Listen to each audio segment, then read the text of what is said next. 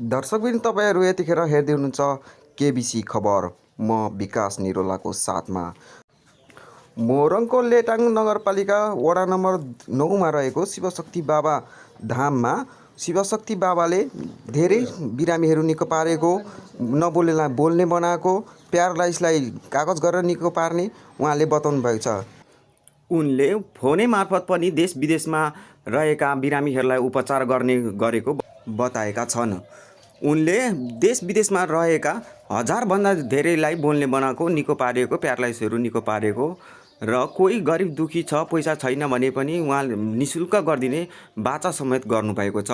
उहाँले विगत लामो समयदेखि यस्ता प्यारालाइज, नबोल्ने, मुर्छा परेकाहरूको पनि उपचार गर्दै आउनुभएको छ। यो दैव शक्ति चाहिँ कस्तो भनेको चाहिँ जन्मै शक्ति हो। यो कोहीसँग सिकेर होइन, यो चाहिँ भगवान्ले सेम भोलेनाथले दिनुभएको। यही भन्न चाहन्छु, कोही त्यस्तो हुनुहुन्छ भने केटाकेटी 5-7 वर्षसम्मको नबोल्ने छ भने उहाँहरूलाई पनि निःशुल्क ट्रिटमेन्ट गर्छु मैले होइन। देश विदेश अमेरिका, युके, क्यानाडा, अस्ट्रेलियाको पनि अहिले गरिरहेको छु र धेरैजना बोलिसकेको छ।